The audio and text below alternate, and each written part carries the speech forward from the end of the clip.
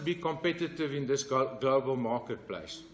Repeal of Article 10 will seriously reduce our ability to deliver. The high costs of private schooling. Take note, we may not use state-funded schools. We pay for private schools. A 6-year-old child, basic, starts at 200,000 rand per annum. These are facts, ladies and gentlemen. I live there. Housing. A single bedroom apartment that you would live comfortably in here in SA for 6,500 rand per month starts and runs at 60 to 70,000 rand per month with little options available. These factors are built into our packages with no options to downscale, to change our lifestyle, and no recourse to claim deductions. None exists in the current tax system. This places us into the higher South African tax brackets, where in reality where we live, many of us, most of us, in the low and middle class income groups, relative to where we live. After meeting all these obligations, living their day to day, what little capital we have left, we inject back home, back into the economy.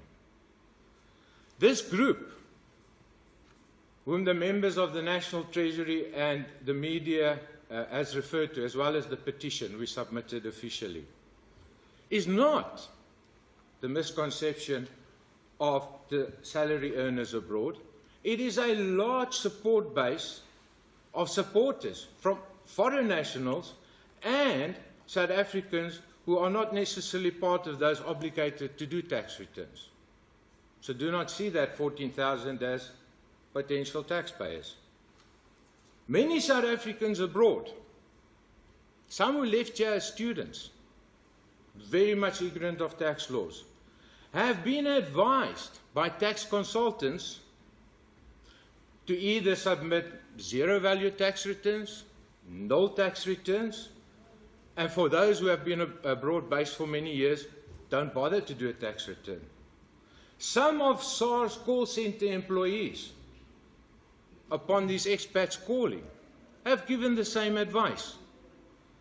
There does seem to be within these professions some history of confusion, which creates more confusion to the workers abroad. I understand SARS must collect taxes fairly. However, I pose this. If they quote our humble Facebook group as an authority, I, as an engineer who has worked my whole life with numbers and huge databases, I am telling you the research has not been done. I would like to see that research, if it does exist.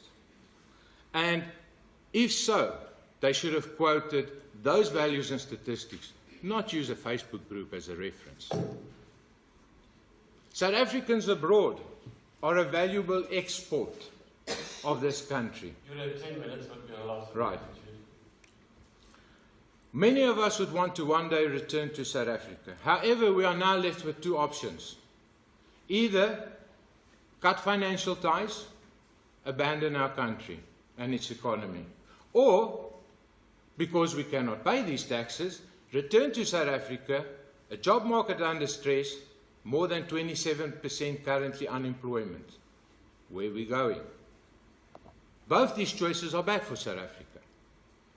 Large numbers have already, within this confusion, started emigrating, many unnecessarily.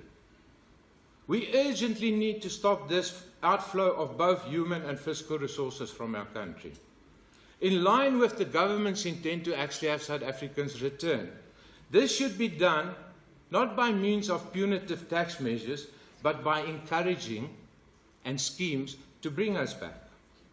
South Africans are now considering retiring, middle-aged gentlemen like myself, to countries offering very attractive golden parachute passports and citizenship.